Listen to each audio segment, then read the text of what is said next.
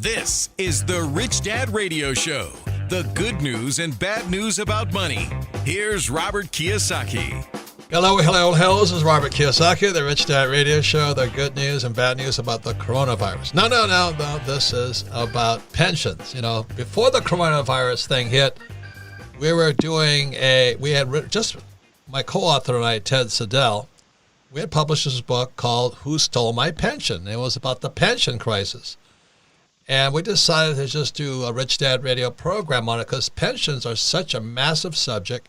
And long after the coronavirus is gone, when people wake up one day and they find out they have nothing in their pension, the coronavirus is going to look like nothing. So we said, okay, so Ted and I got together. So we're going to put together a 5-part series on pensions from different points of view on it, different, positions on it.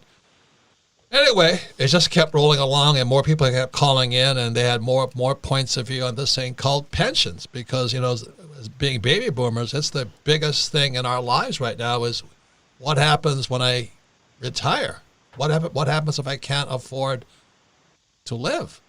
So we went from a 5-part series, and now this is part 7 in a 5-part series. So again, I want to introduce our guest.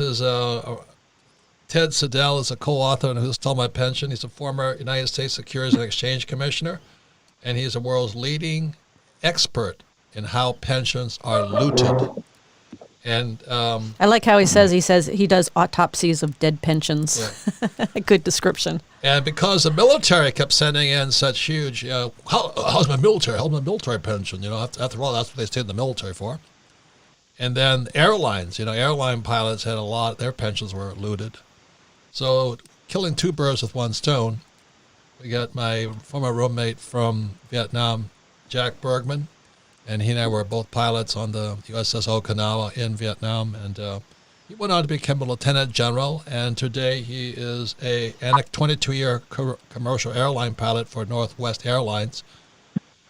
And today he is a U.S. congressman, so he's done very well for himself. I mean, we all knew, when we were young pilots, young lieutenants in Vietnam in this little aircraft carrier, we knew Jack was going to go far, but not this far. But he's done really, really well. So if I could take a moment, Kimmy, want to say something real quick? Well, let's see. Jack went on to become a 3-star general, and you went on to become in the military a what? 2-time court martial. Just saying. What upset me was Jack. Jack and I would do the same things, but I'd always get caught. And that's what Jack said. Is the difference between you and me is you get caught and I don't. It's because Jack always had that shit-eating grin on his face. He got away with it. So anyway, welcome to the program, Ted and Jack. So welcome. Thanks for being on the show. So Jack, defend yourself first before. Because after all, you did go a lot farther than I did in the Marine Corps and as a pilot and now in Congress. And anyway, what do you have to say for yourself? Well, number one, Robert, I appreciate your vote of confidence in my career potential. And also when you referenced, how we used to have that discussion as lieutenants about, who got caught and who, that sort of thing, just remember when we were youngsters, I don't know about you, but my favorite magazine was Mad Magazine. Yeah, mine too. And Alfred E. Newman, I looked like him, number one, and number two, what me worry? I mean, it's kind of like, just stumbling through life. But, today, seriously, it's an honor to serve not only the American people in a different way, but also the people in the 1st District of Michigan, which is about half the state. So bottom line is, hey, I'm glad to be on the program with you today to talk about everything from airlines to military to pensions to you name it. Okay. And then, Ted, please give us a little bit of your background. Yeah, Robert. Well, as you said, I'm a former Securities and Exchange Commission attorney where I was involved in regulating the investment world, and I've done over $1 trillion in forensic investigations of pensions. And the what I've discovered in the autopsies of dead and dying pensions I've done is that the mismanagement of the money in the pensions is what causes them to fail. So that's the major thesis of Who Stole My Pension, and that pensions are being looted by Wall Street, and as a result, pensions of airline pilots, state and local pensions, pensions of all stripes are being stripped from the people who they've been promised to. And then also, Ted, you're what they call a whistleblower. Would you explain what a whistleblower is? Yes, I'm also a whistleblower, which is a corporate whistleblower, which is a person who identifies wrongdoing in the corporate world. In my case, I identified wrongdoing at a major American bank and was awarded the highest whistleblower awards in history, $78 million combined, $48 million from the Securities and Exchange Commission, and $30 million from the Commodities Futures Trading Commission, and which invested in the market is worth a lot less today than it was 2 months ago. That's true. That is true. So anyway, ladies and gentlemen, this is a very, very important program. I don't care how old you are, because this idea, what's going to happen with pensions, Social Security, and Medicare will make COVID or coronavirus look like nothing. Like nothing. And again, I just want to reiterate that a lot of people say, "Well, I don't have a pension. This is not my problem. I don't need to listen to this." But the problem is, somebody's going to pay for those pensions that have disappeared, and it's going to be you and me, the taxpayers. Right. So it is a problem that affects all of us. So the reason we have one of my dearest friends, General Jack Bergman, now Congressman Jack Bergman, Nancy Pelosi's buddy, and Ocasio-Cortez's Sorry about that, Jack. buddy. he just says these things. Anyway, Jack. Well, glad maybe you can get me an introduction to these people. I know you're buddies with them. You have a way of smiling and getting. You're the best way of getting along with everybody. But the thing is, let's start with the pilot's pension, because I was so naive. Jack and I would go to our squadron, Vietnam pilot squadron party, and I'd see our peers, who were all happy, fat, dumb. They all were flying for United, and they said, "You're going to fly for United?" I said, no. So they flew for United. Jack, would you explain from a pilot's point of view, having flown being a captain for Northwest Airlines, what happened to the United's pension?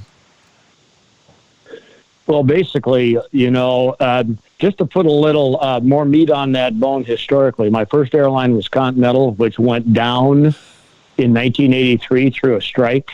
And I can tell you, I got as a settlement for that a $4,000 check. Just so you know, that was my settlement, total pension settlement, Wow. based on my years of service. Wow.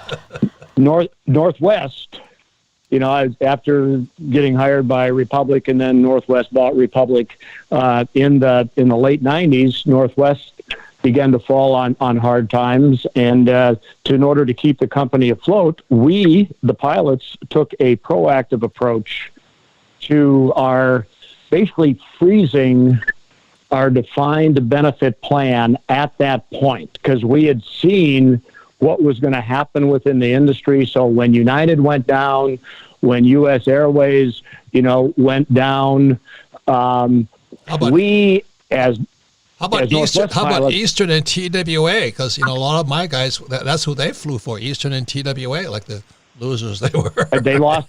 Yeah, and TWA, of course, was ended up being part of American. Eastern just disappeared. That was part of the Frank Lorenzo era, which when you want to start talking about someone who was looking at gutting things, and I believe to this day still needs to be investigated for what he did across the board when it comes to free market economies and building companies where workers could work their career there and have some level of retirement, if you will. But that was not Lorenzo's plan. But so he ripped that thing apart. What happened to Pan American? Well, Pan American was they got caught not adjusting their business model after the Airline Deregulation Act of 1979. They were largely, before that, large airlines were subsidized by the federal government. Right. And Pan Am never adjusted its business plan because it was still living on the contracts, if you will, mindset that it had during World War II in Korea. Right, but a friend of mine was really happy because he got a job flying for Pan Am, and then he got really happy because he got a job flying with United, and now he's unemployed. And so Jack and I are in Pensacola, Florida. We went to flight school, and I see all my happy classmates, and I was so naive, Jack. I didn't know I didn't know United lost their pensions. So what happened to that? I've got friends today. I mean, both, especially the airlines you remarked about, especially United, that went into the Pension Guarantee Corporation, but PBGC, that basically was not functioning and is still not set up today, I believe, to best serve the needs of its if you will, its constituents. Okay, so this is where Ted kicks in, because as a former SEC attorney and a whistleblower and all that, he saw the corruption inside the machine. So Ted, what's your point of view? As an attorney, what did you start to see going on inside these airline pensions? Well, as Jack was just saying, I got involved with the United Airlines pilots to meet with the PBGC in 2000. I think it was 2006. Wait, can I interrupt? For those who don't know, PBGC is Pension Benefit Guarantee Corporation, which means that in case the pension, United Pension, went down, the PBGC would bail them out. It's an insurance agency. Kind of like the FDIC for bank accounts. Correct. Keep going. Yeah, Ted. the only thing is, Kim, it's like $54 billion in deficit right now. Oh, so it's moly. not at all. Wow. It's basically a taxpayer funded. They claim to be running on without taxpayer funding, but that's just not true. They're hugely in the hole. But what the pilots and I said to the PBGC back in 2006 is that the government should do a forensic investigation to find out what caused this pension to die before there was any bailout. And the PBGC told us that they had no obligation to do such an investigation, had no capacity to do such an investigation, and had no interest in doing an investigation. And we said that the PBGC had taken over at that time more than 4,000 pensions and never once done an investigation into who had taken money out of these pensions, what had caused them to fail. Well, what we learned back in 2006 and again in 2012 when I was engaged by the U.S. air pilots to go to the PBGC and demand a forensic investigation is that the government never has done any investigations and has no interest in doing so. And what happened in the case of United, the pilots had their pensions cut more than 50%. And this is what frequently happens. And it is substantially running in the red, tens of billions of dollars in the red. So what you're saying here, so Jack, what was your take on it from a pilot side? I mean, I talked to Ted and all those guys who were flying for United, and all of a sudden they tell me they have to find another job because their pension was gone. So what happened from a airline pilot side? Well, when you think about it specific and then more largely in general, is that if we as individuals don't have a plan for worst case scenario, now we're talking about personal financial planning here, that to just rely on a government for all your big solutions is not a good plan. Think about when the government shut down, a year ago, and people couldn't pay their bills being out of work for 2 weeks. There's no rate, nobody saves. We talk about the need for financial education all the time. Too many of my colleagues on the airline pilot side just made an assumption that they were going to be taken care of and all was well, and they weren't curious enough to really dig into what was this a house of cards or a Ponzi scheme or whatever you want to call it with their pensions, and too many of them, and I mean, people in general could be, I think, a little bit guilty of this, is assuming other people are taking care of you. On a macro scale, that's the whole economy almost. I mean, there's so many baby boomers right now who are going to find out there's nothing there. Well, that's directly correlates to the coronavirus. Is people are depending on the government to take care of them. So when we come back, we're going to, so the thing that we're saying here is this, what Ted is saying about the PBGC is that's like having a bank robber know there's no cops out there, or a burglar knowing there's no cops out there, or a drunk driving the car down the road knowing they'll never be pulled over. So that's what happened. That was the message being passed out there. Without the PBGC investigating all this corruption, Wall Street could loot our pensions.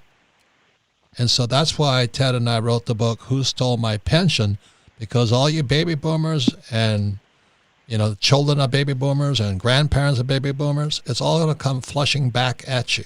This whole thing is not going to flush. So when we come back, like I said, Jack Bergman was my roommate on the aircraft carrier in Vietnam. He went on to become a lieutenant general. He was a 22-year career pilot for them airlines, and today he is a U.S. congressman from Michigan. So when we come back, we'll be talking, because Jack has a very big picture viewpoint on what happened to all these pensions. But a big question is, what about military pensions? That's been coming at us a long time. So when we come back, we're going into military pensions. We'll be right back. Welcome back, Robert Kiyosaki, the Rich Dad Radio Show, the good news and bad news today about pensions. As I said, my co-author Ted Siddell and I wrote a book called Who Stole My Pension? And Ted is a former SEC attorney, and we wrote this book, and then the coronavirus hit. And so it's just, my metaphor is like flushing the toilet and it all comes floating back up at you. So right now it's all comes floating back up. So pensions also mean that baby boomers Medicare and Social Security and their kids and all this. And there's big bailout if they've taken over commercial loans, they've taken over student loans. It's all backing up in the toilet right now. So it's kind of anticlimactic to be talking about pensions when people don't even have a job to earn a pension. That's a very important show. It's going to be a 5-part show, 5 pension time bombs. We're now on part 7. And again, the guest today is my former roommate on the aircraft carrier. So Kim, you want to say anything before we go? Yeah, well, anytime you talk about money and you talk about pensions, not having money, it stirs up a lot of emotion. And there's a lot of emotion right now with people out of work and wondering if they're going to be able to put food on the table. A lot of emotion. And Ted, you recently wrote an article for Forbes about military pensions that really got emotions stirred up, and you took a lot of flack. And this is before coronavirus. Yes. What the heck happened? Well, the article is called "Are Military Pensions Too Generous? ? Will they be cut?" And Robert and I have been getting calls on talk radio from military personnel saying, "What about our pension? What do you think about our pension?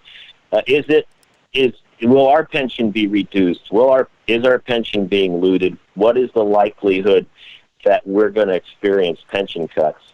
So I did a little research, and I discovered that back in 1985, President Ronald Reagan's budget director, David Stockman, had called the military retirement plan a scandal and an outrage. And he had taken a lot of heat for that. But he'd written a definitive study. And so what I said in this article is, we will just be taking a look at military pensions. He had concluded they were too generous and that they should be cut. I was simply saying, in response to listener interest, we'll take a look at military pensions. And the immediate response I got was, "How dare you?" Yeah, ladies and gentlemen, just for the time, this is February 2020 when this Forbes article popped up before coronavirus, and they're already hopping mad, right, or hot, right, Ted? Yeah, and the thing is that the whole thing, and I was simply quoting Stockman and saying, "Let's take a look. If you want me to take a look, we'll take a look. Let's take a look." And boy, people felt that even looking at this pension was traitorous, treasonous, whatever. So But I think all pensions should be looked at, and one of the reasons we look at the pensions is to determine whether they could be run better and could benefits even be increased. Could we make it safer? Can we make it better? But people were very disturbed by that, and I'm interested in hearing Jack's point of view.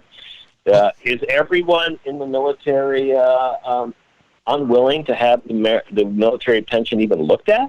Well, but everybody, as a lieutenant general, Jack makes about $500,000 a month from his pension, so he's not going to say anything either, right, Jack?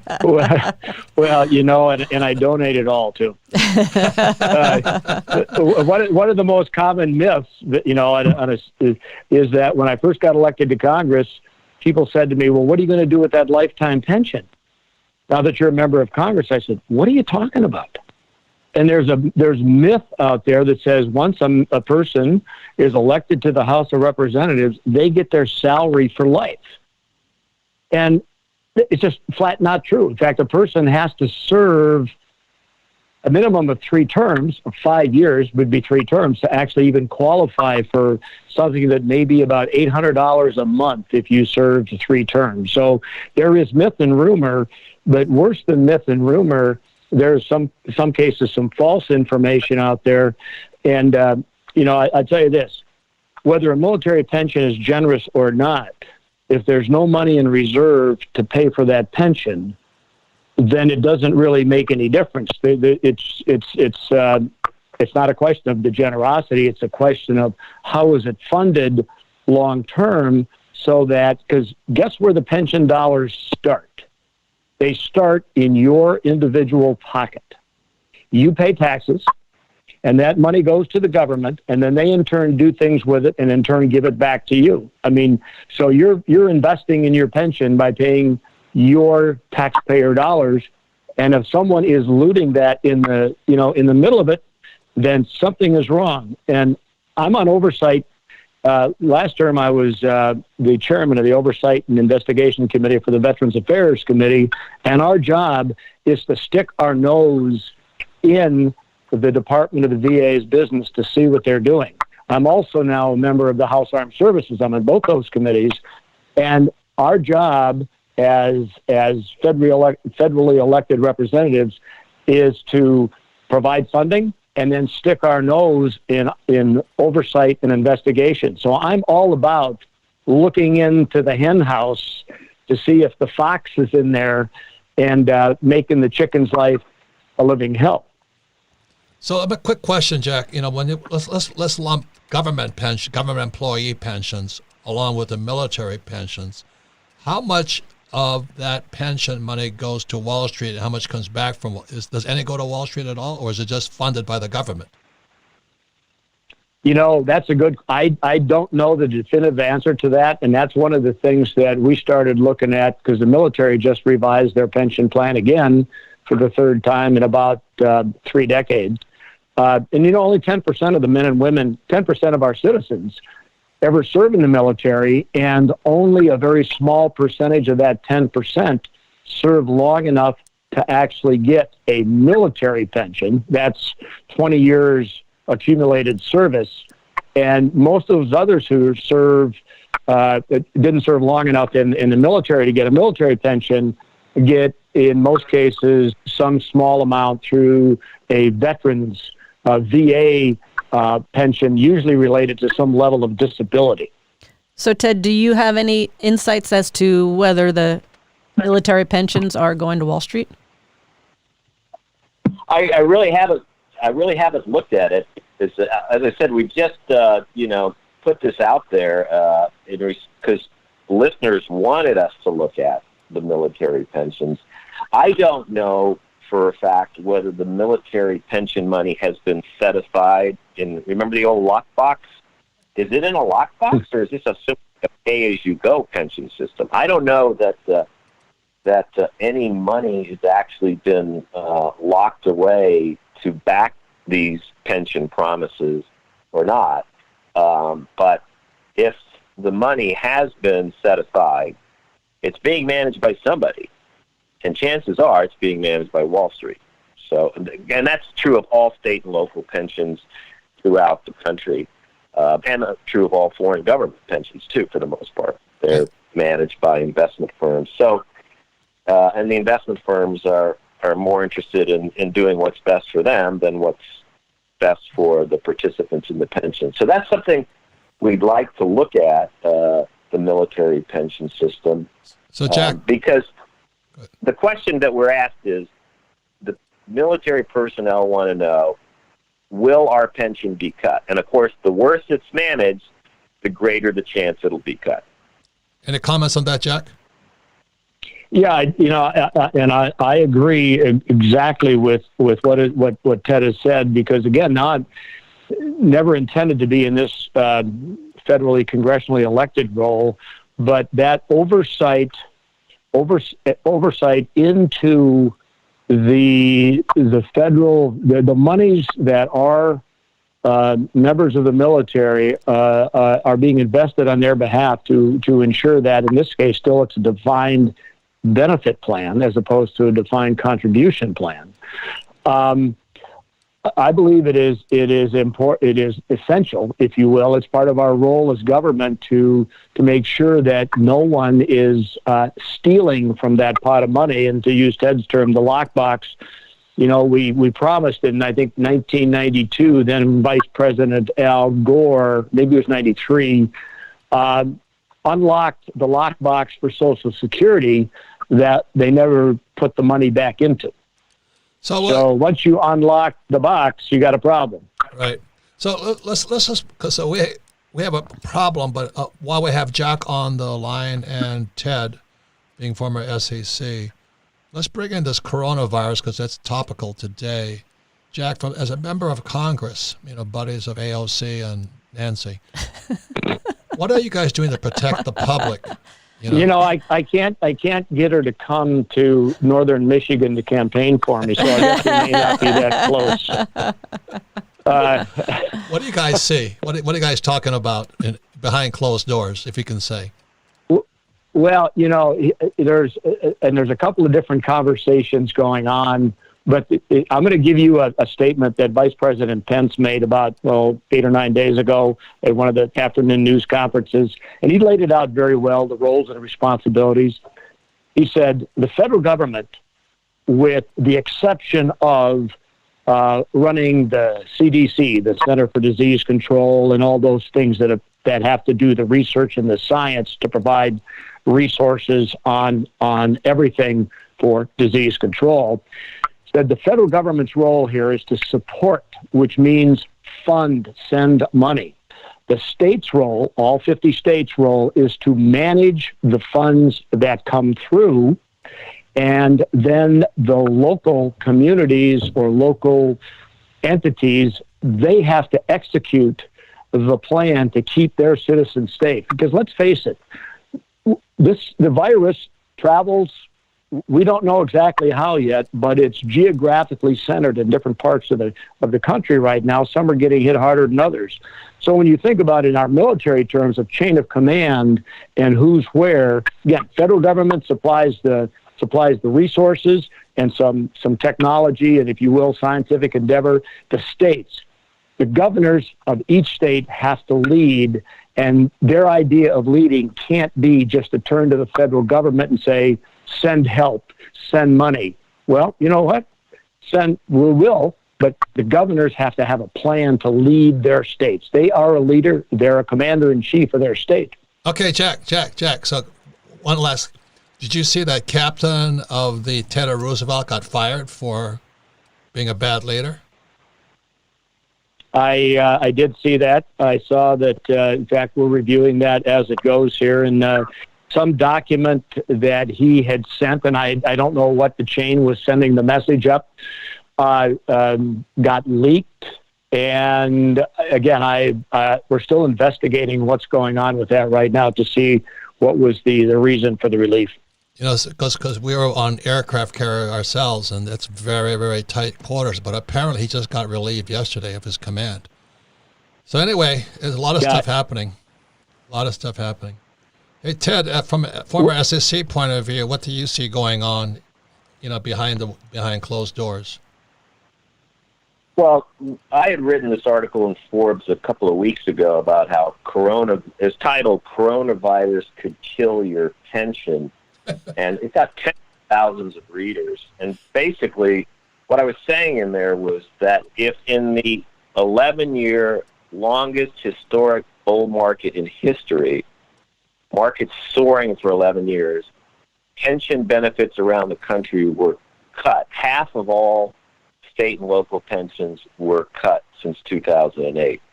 If in that huge run-up in the market, half of all pensions were cut, what do you think is going to happen now in a pandemic environment where the market has plummeted? And, it's pretty clear that this is a time when, as they say, when the tide goes out, you see who's swimming naked. Now we're going to see just how badly pensions have been mismanaged, because money's not, they're not making money and in the market. And if the market's up 10% and they're making 5%, they think they're heroes. Pensions always claim their performance is great.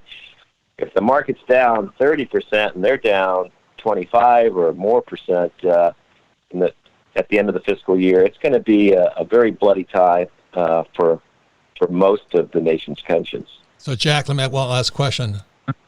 Are you guys planning for civil unrest? The short answer is no. Well, am I planning for civil unrest? No, Bernie. No. Yeah. And Hillary. I'm planning, if you will, based on where I live, for the fact that good people come together in tough times to figure it out, and everybody's got skin in the game. If there's anybody walking around in the United States today who feels it's about them and everybody has to step up to help them, I would suggest they need to recalibrate their attitude about what it means to be, follow the golden rule, treat others as you would want them to treat you. Well, Jack, let me remind you of something. You live in a log cabin up in the north woods of Michigan. You don't live in Detroit, Michigan. Your environment's a little bit different. The golden rule in Detroit's a little different than upper Michigan, right, in the woods. And so Jack, So that's the beauty of our country. We can live where we want. Yeah. Hey, so Jack, what do you say to somebody who they're counting on that $1,200 check to keep coming in, and that's going to save me, and I don't have to worry too much because at least I can put food on the table? What do you say to somebody who's thinking that way? Government's going to take care of me. What I say to that, number one, the government's going to help those who need help in the short term. But if you're work capable and you're not working, then the bottom line is we know. I mean, we had a shortage up until recently here. Now we have short term shutdowns of industries because of the response to the coronavirus. But the bottom line is everybody needs a hand up from time to time. But when it becomes a handout, that's where it stops, because we are better as human beings when we're productive and part of something positive. So I don't expect the government to continue with a handout, but we will make sure that those in need get that short-term assistance to keep their families afloat and keep their small businesses afloat. Well, you keep the positive vibes, Jack. That's why you made journal, and I didn't, because I'm the biggest pessimist there is. But anyway, I'll go with the positive vibes. I want to keep those small businesses going as much as possible. $1,200 is more than I get paid right now, so I can't wait. Anyway, Ted, final words on pensions. Well, I think, as Jack was saying, I think that the coronavirus will pass and life will go back to normal, and coronavirus will not change the world as we know it. That's my perspective. There'll be some short-term dislocations, but it's not like the world is going to change dramatically in the future. I don't think from this one event. Okay. But the continuing the mismanagement of pensions has been hurting this country, costing it trillions of dollars a year for decades, and that's not stopping. So that's something that more than ever we need those dollars, and so to get pensions running better read the book, Who Stole My Pension, understand what's going on, and then push to have your pension looked at more carefully. And protect yourselves and your family from the pension crisis. Once again, thank you, Jack. Thanks for taking the time from Congress. Thank you, Jack. Appreciate it. Always do. Love you guys. Love you too. Thanks, man. Thank you, Ted. Take care. Thanks. Okay. And we come back with a final word from Kim and myself. We'll be right back. Welcome back, Robert Kiyosaki, the Rich Dad Radio Show, the good news and bad news about money. I want to thank my former squadron mate, Jack Bergman. He's Lieutenant General, United States Marine Corps, 22-year career as a commercial captain pilot for Northwest. And he's just been a great guy. So he knows a lot about the inner workings of government and especially pensions for airline pilots and government employees and military pensions, because he receives them all. And this is such a big subject that we're going to have another call on this one, because Sarah was asking, what were you asking about, Sarah, on this whole thing? Because people were asking you. Yeah, so that is the number one question I think that we're getting, is what's happening with the government pensions. But my family, I have two family members that one works for DOD, one works for the FFA. Department of Defense. Or FAA, yeah. Mm-hmm. And when they're out of business, nothing's flying. Yeah, well, no he does inspections. So for this medical company, he goes to make sure that they're flight worthy. And when there's a crash, he goes and inspects. He's an investigator. So fun job, but yeah, they're not very busy. He's in his rental home in Indiana right now, just relaxing and avoiding coronavirus. But he mentioned something to me weird. So we were talking about government pensions and who fund, where they invested in. And then he had mentioned to me, I think it was like maybe early March, that when we started seeing signs of the stock market tanking, that he moved his stocks where he was invested into his G fund. And so I quickly Googled it during the conversation with Jack, and what is the G fund? I don't exactly know what it is, other than they invest in the U.S. Treasury. So I think that's a big question we should look into. Is that where these pensions are also? Well, the point is, the reason sitting? Ted Siddell and I wrote the book, Who Stole My Pension, is because that's a crisis bigger than coronavirus. I mean, you have no idea. The baby boomers have had it easy. Everybody knows that. Life was really easy for boomers, but it's going to get very, very hard now. Not only is coronavirus attacking them, the pensions are attacking them in their old age. And if you look at it, I mean, all these people, whether it's a pension, whether it's a coronavirus, and you're out of work and you're worried about putting food on your table, my fear is, and I think it's true, so many people are depending on the government to take care of them. And as Jack said very, very well, he said it may be a very short-term solution, but it's not going to go on forever. So you've really got to do something. Think about what is the worst-case scenario you're facing right now and come up with a plan. Right, and we're going to have more guests on this subject, because the question is, who's going to bail who out? You see, right now, those funds come from either the Fed, the Federal Reserve Bank, or do they come from the Treasury? And the big challenges, like these student loans, the reason the student loans are in trouble today was because back in 2009, under the Obama administration, to get more people to borrow more money, Obama and his team went to the banks and says, we'll backstop you. In other words, if the student defaults, the U.S. Treasury will pay for your loan. So the bank said, oh, thank Jesus. So they started giving student loans out. Now, student loans are a bigger crisis than the subprime mortgage was in 2008. Today, the loans are going out to all small businesses under 500 employees, and as long as 50% is not owned by a private hedge fund. So that's Rich Dad is right in target ground zero on that one. And you've got to keep your staff employed. You can't have laid off staff. So the only reason the banks are willing to do it is very much like a student loan, is that the government says, the U.S. Treasury says, if Rich Dad defaults on this loan, we'll pay the loan for you. So the banks are happy to give us the money. So somewhere, it's like I wrote in my tweet, about when you flush the toilet, does it come floating back at you? That's my concern. I think the toilet's flushing right now, and a lot of these loans are going to come floating to the surface, including pensions. including Social Security, including Medicare. So that's why we have the Rich Dad Radio Show, because we'll take a little piece of it each time, and you can listen in and make up your own mind as to what's going on. It's like, Jack couldn't even start. Ted, he is an SEC attorney. He's seen inside the machine how these guys rip off, how Wall Street rips off the government. And I know most of you are surprised, Wall Street would never do that to us, but surprise, that's what Ted found out.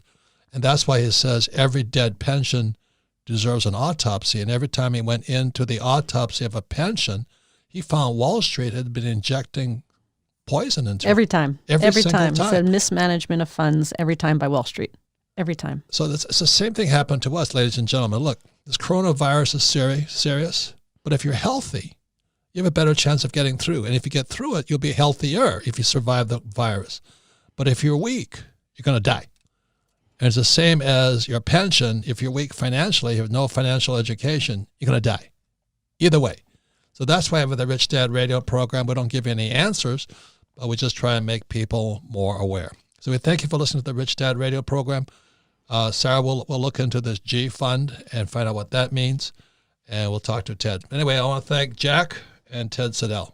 Thank you for listening to the Rich Dad Radio Show.